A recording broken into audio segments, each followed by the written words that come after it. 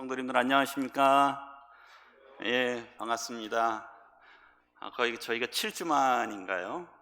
이렇게 또 이게 성도님들과 물론 이제 많은 성도님들이 함께 하시지 못했지만 보니까 오늘 한 30분 정도 이렇게 하신 것 같아요.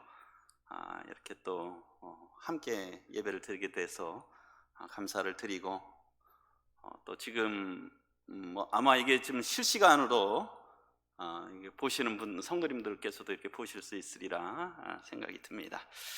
오늘 말씀을 위해서 기도드리신 후에 함께 말씀을 이렇게 나누도록 하겠습니다.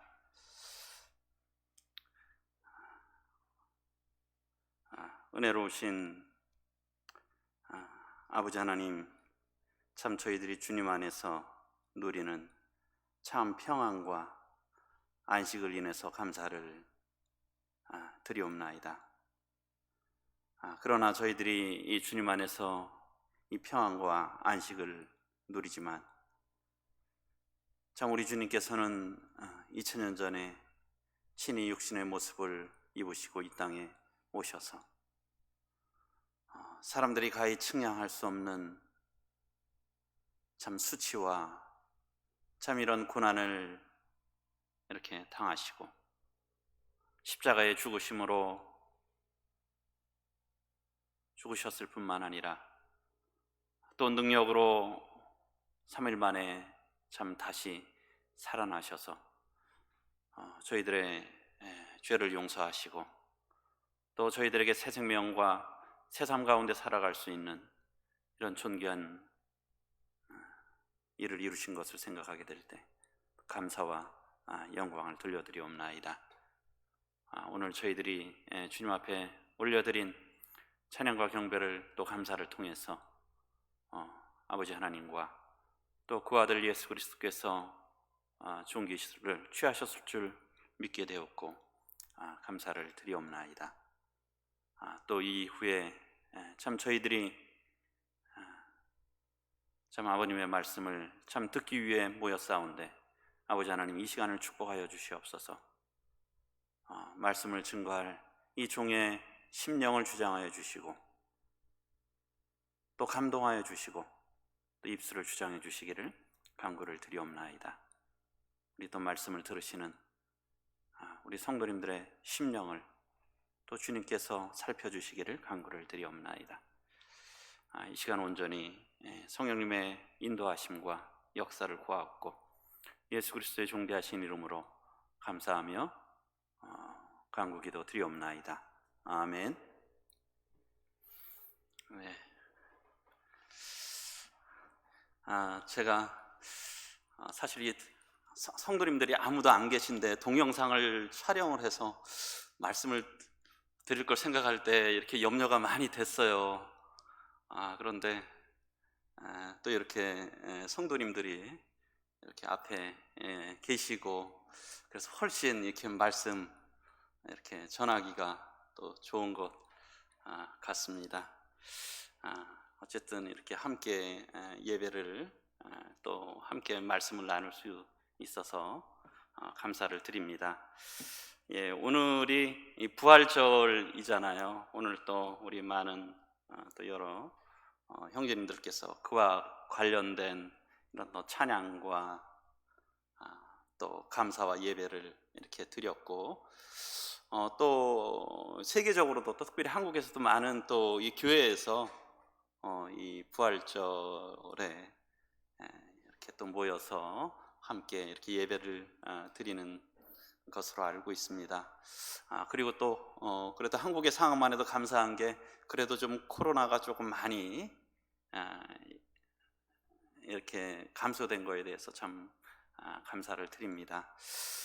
오늘 근데 뭐 저희들은 매 주일에 주님의 부활을 기억하면서 주님 앞에 또 감사와 또 경배를 이렇게 드리는데요. 그래서 저는 뭐 오늘 좀 그 주제 보다는 조금 이렇게 좀 다른 주제로 이렇게 말씀을 준비했습니다. 우리 디모데 전서 2장 말씀 보시겠습니다. 디모데 전서 2장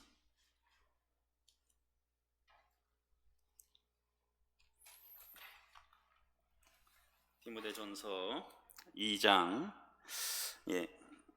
1절부터 4절까지 말씀으로 제가 오늘 이렇게 말씀을 함께 나누고자 합니다. 그래서 오늘 지금이 24분인데 원래 40분까지 말씀을 마치기로 했는데 조금 더, 그래서 전체 말씀이 30분은 안 걸리게 해서 이렇게 마치도록 하겠습니다. 주제는 임금과 높은 자들을 위해서 기도하라는 주제로 말씀을 드리겠습니다. 한편으로는 좀 그 다음 주가 좀 이 선거가 있잖아요. 굉장한 민감한 시기고 또 자칫하면 이런 민감한 주제일 수 있다고 생각이 듭니다. 그래서 제가 원래는 다른 말씀을 준비했다가 제가 지난주 금요일 날 한 영상을 봤어요. 그 영상이 어떤 거였냐면 뉴욕의 중심가에서 한 그 전도자가 뉴욕 시민들을 향해서 이렇게 회개하라고 하는, 코로나로 보면서 회개하라고 하는 그 메시지였어요. 한 5분짜리 영상이었는데요. 제가 그분의 그런 메시지를 들으면서 그 제목에도 그렇게 되어 있더라고요. 이 시대의 세례 요한, 뉴욕에 대해서 회개하라 외치는 이 시대의 세례 요한.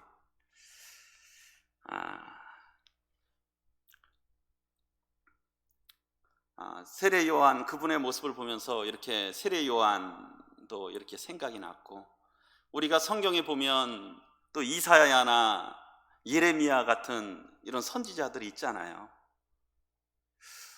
그런데 제가 그분의 그것을 들으면서 참 그러한 선지자가, 그러한 대언자가 참 오늘날에도 있다라고 하는 그런 생각이 들면서 제 자신이 굉장히 부끄러웠어요. 나는 과연 어떤 메시지를 전하고 있을까? 아마 이사야나 예레미야 또 침례요한 시대 때도 이런 또 보이지 않게 이렇게 하나님을 섬기는 분들이 많이 있었을 겁니다. 그러나 그런 선지자들이 결코 인기 있지 않았잖아요. 결국 많은 사람들의 대적을 받고 외면을 당하고, 제가 그 영상을 보는데도 그 옆에서 그렇게 주목해서 듣는 분들이 그렇게 많지 않은 것 같아요. 그리고 아마 그것을 보면서 많은 사람들은 조롱을 하겠죠. 그러나 하나님께서는 과연 어떻게 평가하실까? 저분을.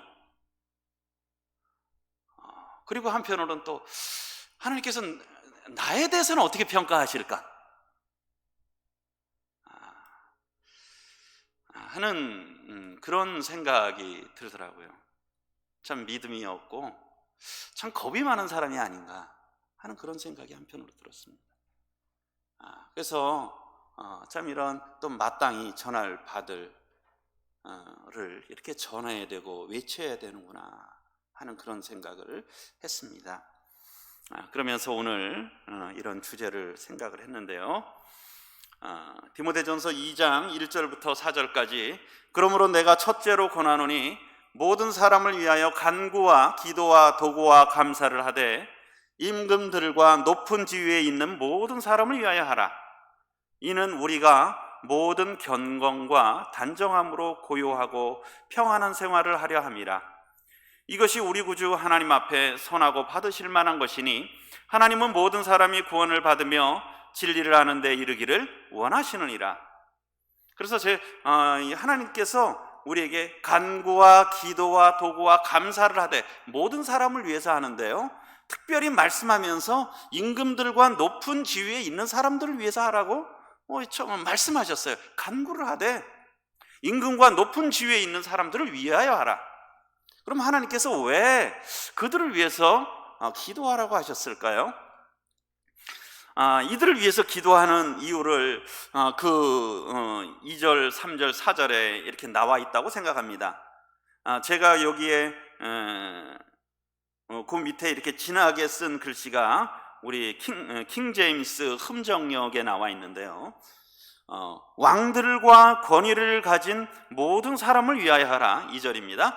이것은 우리가 전적으로 하나님을 따르며 정직한 가운데 조용하고 평화로운 삶을 살고자 합니다. 우리가 왕들과 권위 있는 높은 지위에 있는 사람들을 위해서 기도해야 된다라고 하는 거예요.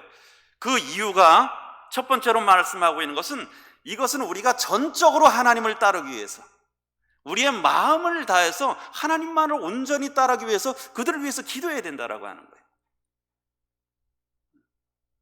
우리가 당장 이렇게 코로나가 생기니까 전적으로 하나님을, 물론 우리의 마음이 중요하죠. 우리의 거하에서 처소가 참 중요합니다.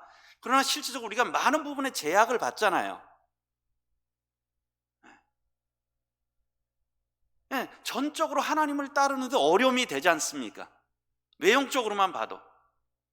그리고 두 번째로는 정직한 가운데 조용하고 평화로운 삶을 살고자 합니다. 참 요즘에 어떤 사실 이렇게 교회를 다닌다고 떳떳하게 오늘 교회 갔다라고 떳떳하게 말하기가 좀 조심스러운 시대를 살고 있지 않습니까? 그렇지 않습니까? 어떤 경우들 보면 직장에서 그런 것들을 늘 확인들을 하신다 그러잖아요. 그런 것들이 충분히 이해가 돼요. 직장 다니시는 성도님들의 어려움들이, 왜요? 나로 인해서 다른 사람들에게 어려움이 될 그런 것들도 있지 않습니까? 그래서 우리가 정직한 가운데 우리가 이렇게 힘 있게 찬양 드릴 수 있고, 우리 교회에 나와서 자신 있게 예배 드릴 수 있고, 그것에 대해서 나는 그렇게 했다라고 선포할 수 있고, 참 그것이 기쁨이 되지 않겠습니까?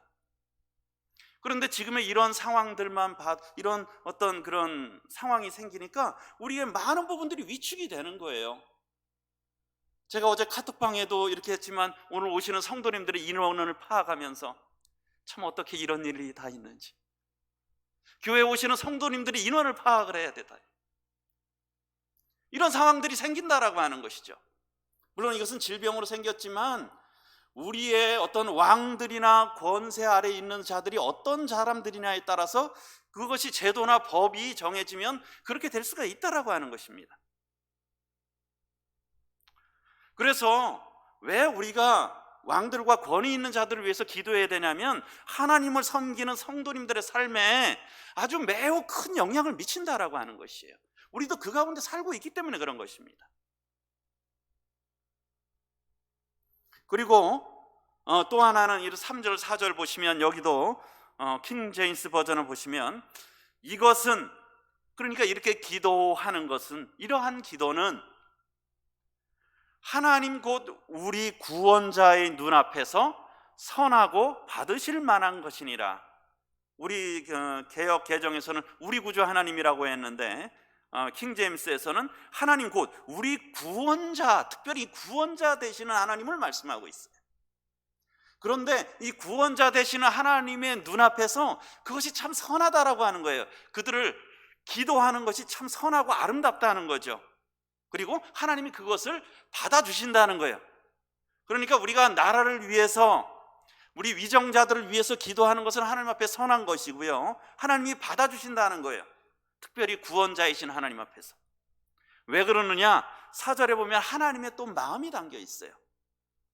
4절, 그분은 모든 사람이 구원을 받고 진리를 아는 데 이르기를 원하시느니라. 하나님께서는, 하나님의 마음은 모든 사람이 구원을 받으며 진리를 아는 데 이르기를 원하시는 거예요. 참 진리를. 그게 하나님의 뜻이에요. 우리 얼마 전에 북한에서 수교하시는 분이 이렇게 울산을 방문하셨잖아요.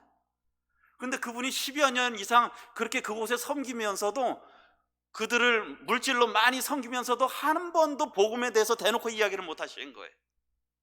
그렇지 않습니까? 그 얼마나 안타까운 일이에요. 10년을 섬겼는데도 그들에게 한 번도 성경을 제대로 풀어서 설명할 수 없는 상황이라는 거예요. 그러니 어떻게 그들이 구원을 받을 수가 있겠어요?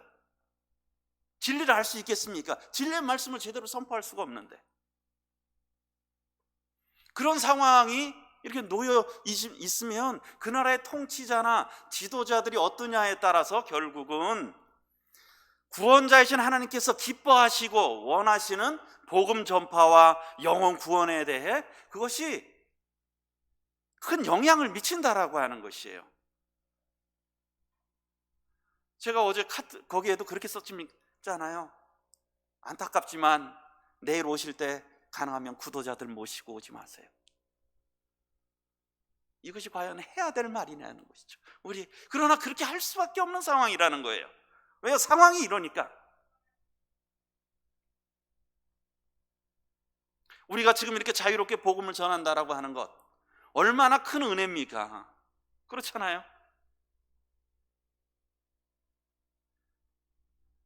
이런 것들이, 어떤 것들이 나라가 바뀌고 법이 바뀌게 되면, 우리 예전에 홍길동이 자기 아버지를 아버지로 부르지 못한다 그런 대화가 글이 있잖아요. 법이 바뀌면은 우리가 죄인을 죄인이라고 얘기 못할 수가 있다라고 하는 거예요. 그렇지 않습니까? 이런 동성애는 성경에 분명히 잘못이에요. 그런데 우리가 대놓고 동성애를 죄라고 얘기를 못하는 때가 올 수도 있다는 거예요. 왜? 어떠한 법이 세워지느냐, 어떠한 지도자들이 세워지느냐에 따라서 우리의 복음이 회방을 받는다라고 하는 것입니다. 그래서 하나님께서는 우리들로 하여금 임금들과 권세 있는 자들을 위해서 기도하라. 왜요? 이것은 우리 성도들의 삶에, 하나님을 섬기는 성도들의 삶에, 하나님을 예배하고 경배하고 섬기는 성도들의 삶에 아주 큰 영향을 미치기 때문이고요. 또 하나는요, 구원자이신 하나님께서 기뻐하시는 생명의 복음을 전파하고 영혼들이 구원받는데 아주 많은 영향을 미치기 때문이라는 것이에요. 하나님의 나라가 결국은 회방을 받는다라고 하는 것이에요. 그러면 과연 우리가 기도를 하는데 구체적으로 어떻게 기도를 해야 되는 것이냐? 우리가 먼저 또 이렇게 생각하는 것은, 참 사실 모든 권세는, 모든 질서는 하나님이 주신 것이에요. 그렇기 때문에 우리가 주님 안에서, 하나님께서 세우신 권위에, 나라의 권위에 주님 안에서 순종해야 되겠죠.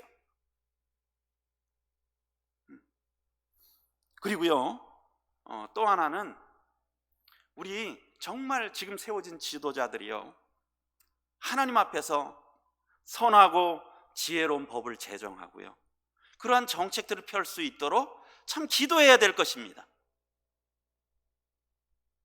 그리고요, 또한 우리가 이제 곧 있으면 새로운 또 나라의 지도자들을 세우는 거지 않습니까? 그분들이 하는 일이 뭐예요? 우리 국회의원이 뭡니까? 법을 만드는 분들 아닙니까? 법을 만드는 거예요. 우리는 모두 그 법에 따라서 살아가야 되는 것입니다. 그러니까 법을 만드는 분들이 어떠한 사상, 어떠한 생각을 갖고 있느냐가 굉장히 중요합니다. 그렇잖아요. 그거에 따라서 법이 만들어지니까요. 그래서 우리가 합당한 지도자들이 특별히 이번에 세워질 수 있도록 저희가 기도해야 된다는 것이에요.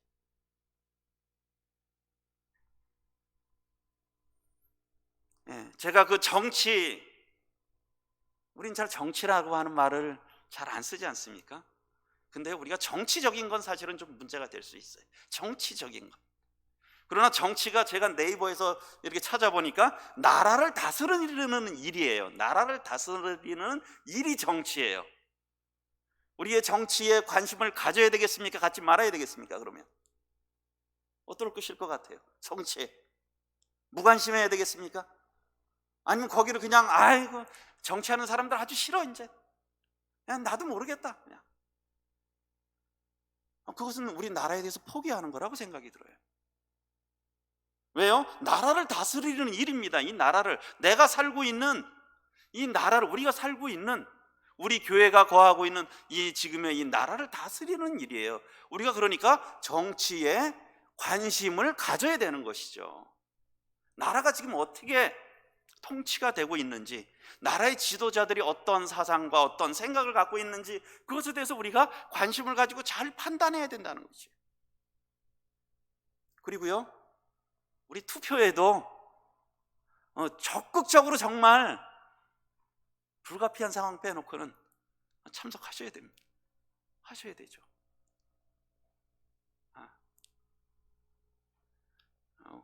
우리 여기 이혁이 형제님, 자매님이랑 안성까지 투표하러 가신대요. 차를 운전해서 투표만 하시기 위해서. 우리 정말 이 투표를 정말 하셔야 돼요. 그건 우리의, 아까 제가 구체적으로 기도한다는 것이 무엇일까? 우리가 나라를 위해서 기도해야 됩니다. 그렇죠? 그리고 어떻습니까? 기도에는 우리 어떤 교회 재정을 위해서 기도해 주세요 하면 어떤 의미가 있습니까? 재정을 위해서 기도하고요, 실제적으로 헌물을 드리는 것도 다 포함이 되잖아요. 왜? 하나님의 기뻐하시는 뜻을 따라 드리는 것. 그러니까 이것은, 투표는 우리의 참정권, 특별한, 나라가 준, 우리들에게 준 특별한 권한이에요. 하나님께서 우리들에게 또 부여하신 거죠.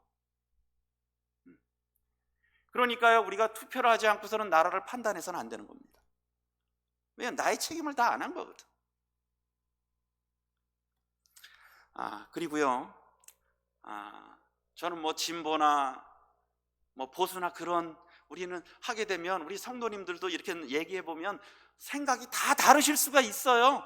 보면 한 3분만 모여도 생각이 다 다르고 가족 중에도 다 다를 수가 있습니다. 그러나요, 우리가 정말 말씀에서 근거해서 한번 잘 이렇게 생각해 보시고 판단해 보시기를 바랍니다. 하나님의 입장에서. 그러기 위해서는 우리가요, 각 정당과 거기에 나온 인물들의 과연 근본, 그들의 어떤 사상이나 그럼 배경이 과연 무엇일까? 그리고 거기에 나온 분들의 이력이 어떤 이력을 갖고 있는가? 그리고 어떤 공약이 있는가? 우리 나라에서 그거 왔지 않습니까? 투표용지. 그거 꼼꼼히 다 읽어보시기 바랍니다. 한번 자세히 잘 살펴보세요. 그냥 내가 이제까지 생각한 걸로 그냥 하는 것이 아니라 잘 한번 생각해보고 판단해보시고, 그리고 과연 하나님을 믿는 사람으로서 우리의 성도들의 신앙생활과 생명의 복음을 전파하는 데 있어서 하나님의 입장에서 어떠한 곳에 내가 정말 이 권리를 행사해야 되는 건지, 기도하면서 투표해야 된다고 생각이 들어요. 과연 신본주의인지, 하나님 중심주의인지, 인본주의적인 어떤 그런 사상을 갖고 있는지, 아니면 유실론과 아니면 무신론의 어떤 유물론적인 그런 사상을 갖고 있는지, 그런 부분들도 한번 좀 잘 살펴보시기 바랍니다. 그런 사상적인 이면이 굉장히 중요하다고 생각이 들어요. 물론 전 그런 생각이 듭니다. 우리가 어떤 높은 지위에 올라가서 참 정직하게 잘해야 되는 것이죠. 근데요, 그런 부분들의 어떤 잘못하는 것은 대부분 몇몇 사람한테만 영향을 미쳐요. 자기 자신하고 주변에 있는 사람들, 물론 나라에 영향을 미치는 게 있죠. 정직하게 하지 못했을 때. 그런데요, 근본적인 어떤 사상을 달리하고 있는 경우에는요, 그것이 사실은 더 위험한 거예요. 그렇지 않습니까? 우리는 지금 이 세상에 우리 하나님 성도들의 관점에서는 어떻습니까? 하나님과 이 마귀와의 싸움이잖아요. 그렇지 않습니까? 하나님과 마귀의 싸움이에요. 모든 이 세상에 있는 일들이 다 그 가운데 있다라고 하는 거예요. 그런 것들을 우리가 잘 분별할 필요가 있다라고 하는 것이죠. 그리고 성경적으로나 아니면 아예 제가 반성경적이라고 말하죠. 과연 반성경적인 그런 것을 입법할 가능성이 있느냐, 그런 것들을 추진할 수가 있느냐. 우리가 이런 모든 완벽한 기준에 사실 저희도 거기에 부합되지 못한 연약함이 있지만, 물론 거기에 출마하신 분들이나 당들이 다 연약한 부분들이 많습니다. 그렇죠? 부족한 부분들이 많아요. 그러나 그 가운데에서 가장 우리가 어떤 분별력을 가지고 지혜를 가지고 그런 부분들에 판단을 하고 나라를 위해서 기도하는 마음으로 또 선거도 해야 될 것이라고 생각이 듭니다. 그리고 특별히 이번에 선거가 굉장히 좀 다소 복잡해요. 그래서 좀 미리 가정들끼리 한번 이번에 선거제도가 어떤지 그런 것들을 한번 같이 이야기해 보셔도 좋습니다.